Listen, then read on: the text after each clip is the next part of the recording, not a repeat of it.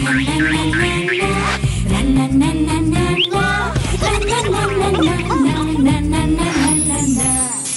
নুন ঝালে আমার স্বাদের রান্নাঘর, ফোড়ন ডালে সবাই আপন, কেউ নয় পর।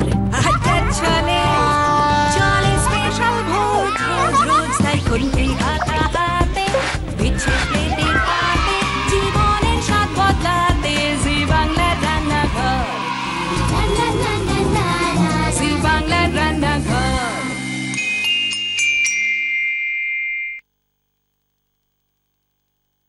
Namaskar, Adab, good evening and welcome to Imami Healthy and Tasty Cooking Oil presents জি বাংলা রান্নাঘর, যেখানে চলছে veg versus non veg special week. Specially আপনাদের জন্য উদ্ভিজ আহার না প্রাণীজ আহার, এই নিয়ে নানান জনের নানান মত। অনেকে বলেন নিজেকে ফিট অ্যান্ড ফাইন রাখার জন্য নিরামিষই যথেষ্ট, আবার কেউ কেউ বলেন নিজেকে সুস্থ রাখার জন্য, সবল রাখার জন্য, সতেজ রাখার জন্য প্রাণীজ আহার মানে ননভেজ খাওয়া বেশ জরুরি। পুষ্টি বিচারে বলতে গেলে ভেজ ননভেজ দুটোই কিন্তু আমাদের প্রয়োজন। সেই জন্যই তো আমাদের এই আয়োজন আপনাদের জন্য, veg versus non veg special week আপনাদের জন্য। আজকে সঙ্গে রয়েছেন দুজন গেস্ট, আলাপ করে নি তাদের সঙ্গে। নমস্কার। নমস্কার। নমস্কার। কুন্তলিকা মুখার্জি না? তুমিও মুখার্জি, আমিও মুখার্জি। আমি বিয়ের আগে চ্যাটার্জি ছিলাম। তাহলে তো উল্টো, আমি বিয়ের আগে মুখার্জি, বিয়ের পর চ্যাটার্জি। আচ্ছা, আর তুমি হচ্ছে বিয়ের আগে চ্যাটার্জি, পরে ঠিক উল্টোটা তোমার আমার। আচ্ছা আচ্ছা। আর নমস্কার, অন্বেষা জানা মাইতি। বাহ, কোনটা বিয়ের আগে? আমার বিয়ের পরে মাইতি, বিয়ের আগে ছিল জানা। খুব ভালো। সাইকেল চালাতে পারো, রান্না করতে পারো, মানে ও একটু দোষী মেয়ে। দোষী নয় ঠিক, আসলে আমি তো একটা মানে একটু মফস্বল এলাকা থেকে এসেছি। আমাদের প্রয়োজনেই, আমি তমলুক থেকে এসেছি, পূর্ব মেদিনীপুর জেলার ডিস্ট্রিক্ট শহর যেটা। আমাদের প্রয়োজনেই তখন সাইকেল শিখতে হয়েছে, যখন বাড়ি থেকে স্কুলে যাচ্ছি কি কোনো প্রয়োজনে দরকার। রান্না বান্নায় আগ্রহ, রান্নাঘর দেখা, রান্নাঘরে আসবে বলে চিঠি লেখা, এই উৎসাহটা মূলত কার কাছ থেকে? নিজের ভেতর থেকে উঠে এলো না কেউ বললো যাও যাও তুমি যা এত ভালো রান্না করো? মানে রান্নার প্রতি একটু ইন্টারেস্ট মানে বরাবরই আছে। মা ভালো রান্না করে, আমার বাবা, জেঠু, কাকুরা সবাই রান্না করতে পারে। বাবারাও? হ্যাঁ। তো একদিন আমি টিভি দেখছিলাম, আমার হাজবেন্ড বলছে তুমি তো শুধু রোজ রোজ বসে দেখো, একদিন কিছু পাঠাও না। দিয়ে একদিন উদ্যোগ নেওয়া হলো, ঠিকানা লেখা হলো, কিন্তু চিঠি তো আর মানে লেখা হয়ে ওঠে না। দিয়ে তখন এসএমএসটা শুরু হয়েছে, এসএমএস পাঠাই, দিয়ে পাঠালাম, ওইভাবেই আসা। বাহ, তুমি কি চিঠি দিয়ে এসছো কুন্তলিকা? আচ্ছা, তোমার এখানে আসার পেছনে উৎসাহটা মূলত কার? আমার ছেলে, আমার বাবা, দুজনেই বলতে পারো। আর তোমার সেই মামা, ভুলে যাওয়া মামা? আমার মামার কথা আর বলো না, মামা ভীষণ ভুলে যায়। তো আমাকে তো বাসে হারিয়ে ফেলে চলে এসেছিল, বড় মামা হয় আমার। কি করেছিল একটু বলো। আমি তখন 7-এ পড়ি, তা আমার মানে মামার বাড়ি হচ্ছে বারাসাতে। তা আমার বড় মামা যেহেতু ট্রান্সফারে চাকরি ছিলেন বলে তখন বড় মামারা ব্যারাকপুরে থাকতো। তা আমি মায়ের সাথে মামার বাড়িতে বেড়াতে এসেছি। এবার বড় মামা মানে আমার মামি আর ভাই ব্যারাকপুরেই ছিল, আর ভাই আর আমি না পিটোপিটি। তা তখন মামা মানে মামি শুনে বললো, ভাইও বললো চলে আয়। আমার ডাকনাম হলো কুন্তু, বললো যে চলে আয় কুন্তু, এখানে আমরা একসঙ্গে মজা করবো। আর ঠিক আছে, তাহলে আমি বড় মামার সঙ্গে যাচ্ছি। আর বড় মামা মানে ছোট থেকেই ভীষণ ভুলো আর কি। তা আমি মামার সঙ্গে বাসে করে যাচ্ছিলাম। এবার নাবার আগে স্টপেজে বড় মামা বললো চল আমার সঙ্গে, বলে বড় মামা এবার যথারীতি আমার হাত ধরে নিয়ে সামনে দাঁড় করে রেখেছে গেটে। এবার সামনে যে সিটটা থাকে ওখানে কতজন ভদ্রলোক ভদ্রমহিলা বসেছিলেন। তো দেখে কি নাম তোমার, তুমি কোথায় থাকো, আমি যথারীতি তোমার সাথে গল্প করতে আরম্ভ করে দিয়েছি। আর বড় মামাকে বাসে রেখে নেমে চম্পট দিয়েছে। আর বেশ খানিকক্ষণ পরে আমার হুঁশ এসছে যে বড় মামা নেই আমার পেছনে। কোথায় গেল বড় মামা, কোথায় গেল বড় মামা? আমি তো সারা বাস খুঁজছে, যথারীতি কাঁদতে আরম্ভ করে দিয়েছি। এবারে সামনে ভদ্রলোক বললো তুমি কেঁদো না, আমরা তো আছি, আমাদের দায়িত্ব তোমাকে বাড়িতে পৌঁছে দেওয়ার। এবার তখন ভদ্রলোকরা করেছেন কি, বাস থেকে নেবে আমার হাত ধরে ওইদিকে যাচ্ছে। আর বড় মামা দেখি যে রিক্সা করে বড় মামাদের যে পিয়ন ছিল তার সঙ্গে আসছে। এবার আমাকে দেখতে পেয়ে না মানে সে চৈতন্যের মতো হাত ধরে এই তো কুন্তু, এই তো কুন্তু। আচ্ছা, এবার আমাকে বলো তো কি রান্না করবে? আমি দই পাশে রান্না করবো। দই পাশে মানে আমিষ? আর তুমি? আমি দই বেগুন রান্না করবো। দই বেগুন, তোমার সঙ্গে অনেক কথা বলবো, চিন্তা করো না, আলাদা করে যখন ওকে আমরা বসিয়ে রাখবো। তাহলে চলুন শুরু করে দিই ভেজ ভার্সেস নন ভেজ। এইবার তৈরি হবে দই পার্শে, তার মানে আজকে বোঝা যাচ্ছে আজকে থিম হচ্ছে দই। প্রত্যেকদিন একটা থিম রাখছি আমরা। মূল উপকরণ আজকের দই। দই পার্শে বানানোর জন্য পার্শে মাছ তো অফকোর্স লাগছে, নুন হলুদ দিয়ে ভেজে রাখা। লাগছে টক দই, গোটা শুকনো লঙ্কা, হলুদ গুঁড়ো, নুন, চিনি, পেঁয়াজ বাটা, শুকনো লঙ্কা গুঁড়ো, আদা বাটা, রসুন বাটা আর কিশমিশ। কি তেল লাগবে? সর্ষের তেল। সর্ষের তেল। সেক্ষেত্রে তোমাকে আমরা দিচ্ছি Emami healthy and tasty kacchi ঘানি মাস্টার্ড অয়েল, যা কিনা ভিটামিন এ, ডি ও ইর গুণে সমৃদ্ধ।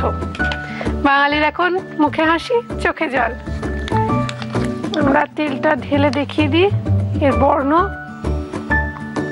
আহা, কি সুন্দর রং, গন্ধ এবং ঝাঁঝে বাঙালির চোখে জল এসে যায়।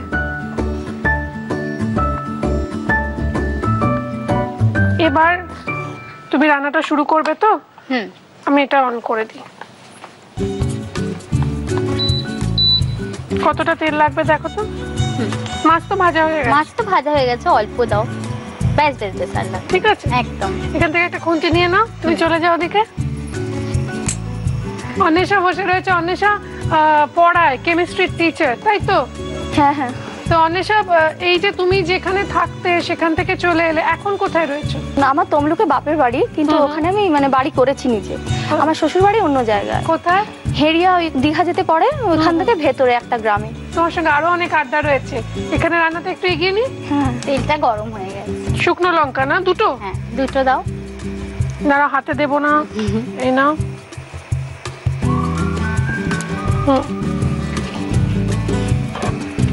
শুকনো লঙ্কা আর কিশমিশ। একটু লাল হয়ে যাক লঙ্কাটা, তারপরে কিশমিশটা দেবো।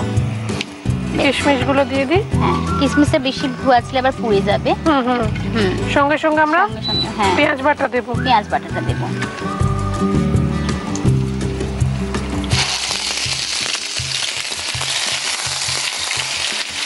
এবার দেবো রসুন আদা বাটা। হ্যাঁ, একটু লাল হয়ে যাক পেঁয়াজটা। রসুন বাটা,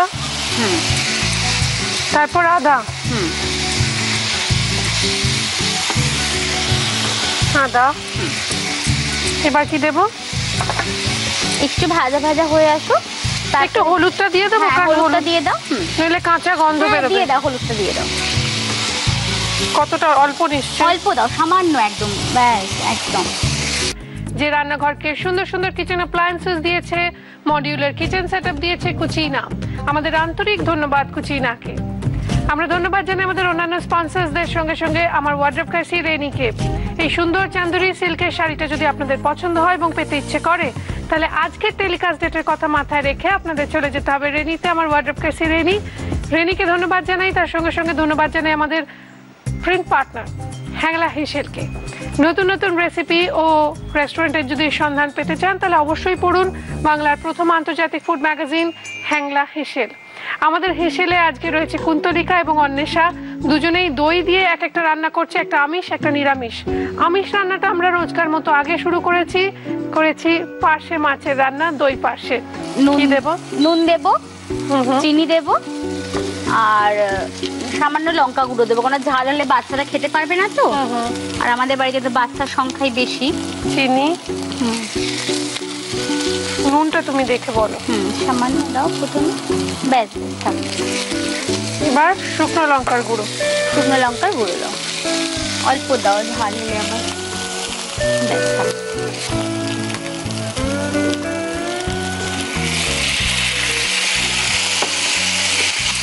এবার কি দই? এবার দইটা দিয়ে দাও। হ্যাঁ, এটা কিন্তু ফ্যাটানো টক দই দিতে হবে। এবার কি দেব? এবার মাছগুলো দিয়ে দেবো। আচ্ছা,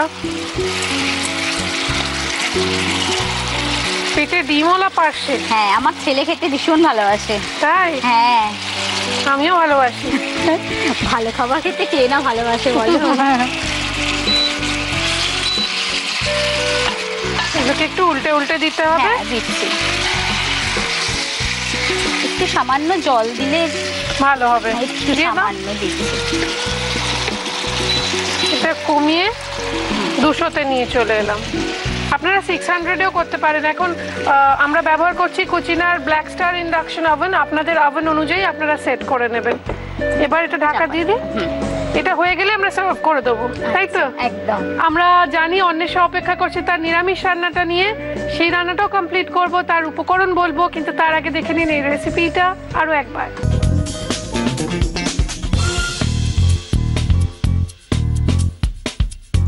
দই পার্শ্বে বানানোর জন্য প্রথমে একটা ফ্রাইং প্যানে সামান্য সর্ষের তেল দিয়ে গরম করতে দিতে হবে।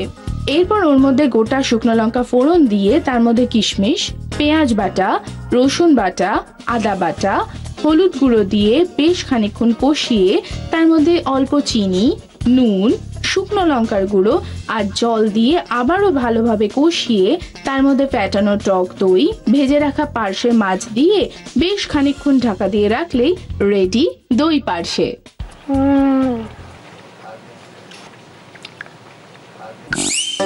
দেখা হয়ে গেছে না? আসলে পার্শ মাছের একটা ডিম খুলে গিয়েছিল, তো প্লেটটা সাজানোর সময় খারাপ দেখতে লাগবে বলে আমি তুলে নিয়েছি টুক করে। তুলে কোথায় রাখবো, একটা ডিম নষ্ট হবে, খেয়ে নিলাম। ভারী সুস্বাদু। যাই হোক, এখন আমাদের সঙ্গে রয়েছে অন্বেষা। অন্বেষা রান্না করবে। অন্বেষা, কি রান্না করছো? আমি আজকে দই বেগুন বানাবো। দই বেগুন বানানোর জন্য কি কি লাগবে? আমার দই বেগুন বানানোর জন্য লাগছে নুন হলুদ দিয়ে ভেজে রাখা বেগুন, সর্ষে, কালো সর্ষে, কারি পাতা, হলুদ গুঁড়ো, জিরে গুঁড়ো, নুন, চিনি, কাঁচা লঙ্কা বাটা, আদার রস আর টক দই। আর টক দই তো লাগছেই। আমরা যেহেতু বেগুনটা ভেজে রেখেছি, তাহলে এখন একটু গল্প করতে পারি, মানে কাজ একটু কমে গেছে। এই যে রান্নাঘরে এসছো, রান্না করছো, করে চলে যাবে, তারপর রান্নাঘর দেখবে? হ্যাঁ, আমি তো মানে বিকেলবেলা হলেই দেখি। কেন দেখো? আমার ভালো লাগে খুব। আমি যখন কলেজ থেকে ফিরে আসি, ওই টায়ার্ডনেসটা থাকে, টিফিন খাই এসে বসে বসে দেখি, আমার মানে সব ক্লান্তি দূর হয়ে যায়। তারপর তো আবার যা রোজকার কাজ লেগে পড়তেই হয়। তারপরে এখানে এখন অন্বেষা রান্না করছে। অন্বেষা, তেলটা এখন বসাই। হ্যাঁ, হ্যাঁ। কি তেল দেবো? সর্ষের তেল। সেক্ষেত্রে আমরা ব্যবহার করছি ভিটামিন এ, ডি ও ইর গুণে সমৃদ্ধ Emami healthy and tasty Kachchighani mustard oil 1 চামচ, 2 খুব চামচ। বেশি দরকার নেই, বেগুন ভাজাই আছে। আমার না একটা ছোট বাটি লাগবে মশলাগুলো। মশলা গুলবে? হ্যাঁ হ্যাঁ ঠিক আছে, এনে দিচ্ছি। এটাই গুলতে পারবে? দেখো তো। হ্যাঁ হ্যাঁ হয়ে যাবে? হ্যাঁ হ্যাঁ। তো প্রথমে কি দেবো বলো? প্রথমে তো ফোড়ন দিতে হবে সর্ষে আর কারি পাতা। তুমি আগে মশলাটা গুলে নাও। আচ্ছা আচ্ছা। তাহলে তোমার চটপট হয়ে যাবে। কি কি গুলবে দেখো? আদার রস 2 থেকে 3 চামচ, হলুদ গুঁড়ো, জিরে গুঁড়ো আর কাঁচা লঙ্কা বাটা। এটা গুলিয়ে নিচ্ছি। আচ্ছা, এটা গোলা থাক। হ্যাঁ, এবারে জল দেবো এর মধ্যে? একটু জল দিলে হয়, তোমার সুবিধা হবে। মশলাটা পুড়বে না। তেল গরম হয়ে গেল। এবার তেলটা গরম হয়ে গেছে, তুমি কি দেবে দাও? এবারে কালো সর্ষে ফোড়ন দিচ্ছি। আর একটু লাগবে। আচ্ছা, তুমি এখানে চলে এসে খুন্তিটা নিয়ে নাও, আমি তোমায় গিয়ে দিচ্ছি। কারি পাতা ফোড়ন দিচ্ছি। এবারে এই মশলাগুলো জলটা দিয়ে দেবো। একটু জল দিতে হবে। ওই ওখানেই রয়েছে। বাহ, দাও। এইবার না এটার মধ্যে একটু দই আর চিনি দিয়ে ফেটিয়ে নিতে হবে। এটাতেই করে নি? হ্যাঁ হ্যাঁ হ্যাঁ।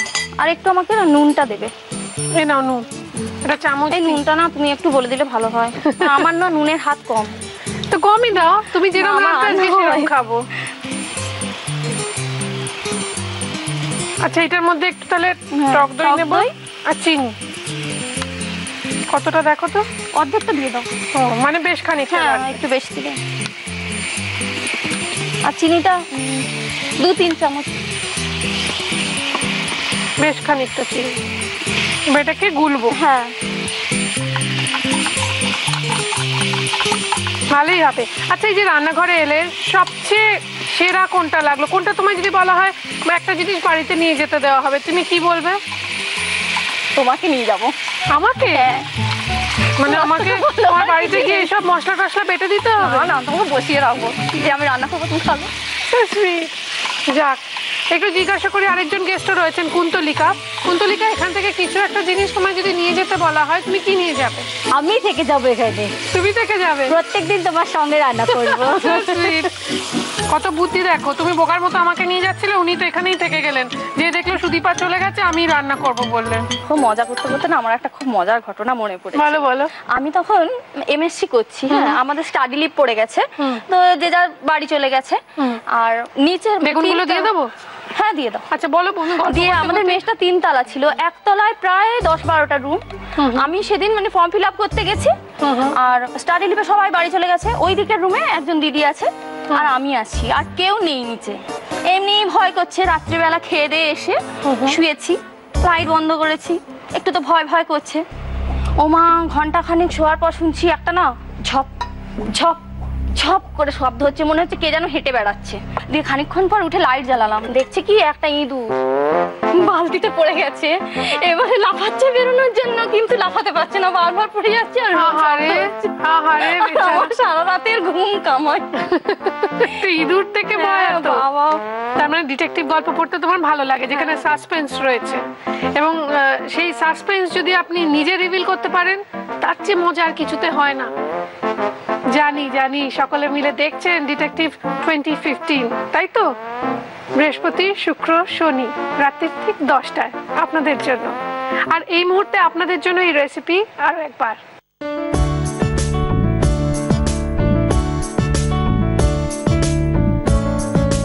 দই বেগুন বানানোর জন্য প্রথমে একটি পাত্রে আদার রস, হলুদ গুঁড়ো, জিরে গুঁড়ো, কাঁচা লঙ্কা বাটা মিক্স করে রাখতে হবে।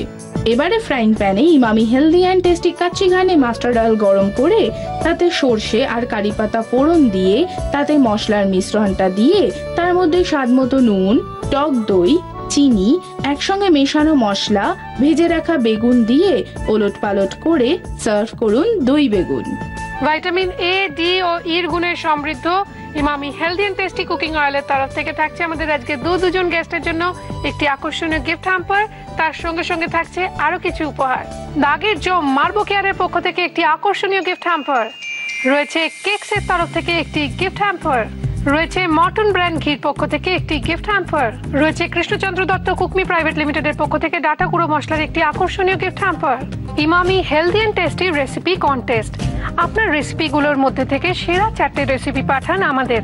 বিজয়ী হবেন যিনি, তিনি Emami healthy and tasty cooking অয়েলের পক্ষ থেকে পাবেন একটি আকর্ষণীয় উপহার। রেসিপির সঙ্গে আপনার নাম, ঠিকানা, 1 কপি ছবি আর অবশ্যই Emami healthy and tasty cooking অয়েলের একটি খালি প্যাকেট পাঠাতে ভুলবেন না। ঠিকানা রান্নাঘর, Zee Bangla, post box 9051, park street, head office, Kolkata 16। Email zbangla@znetwork.com। এইবার খাওয়া দাওয়ার পালা, কিন্তু তার আগে কুন্তলিকা, তোমার জন্য রয়েছে এই memento. Thank you. You welcome. Anwesha, এটা তোমার জন্য। থ্যাংক ইউ দিদি। You welcome. একটু খেয়ে দেখা যাক। তোমরা খেয়ে রাখো। খুব ভালো হয়েছে, দই যে পার্শ্বেটা সত্যি খুব ভালো হয়েছে। এবার একটু দই বেগুন খেয়ে দেখা যাক।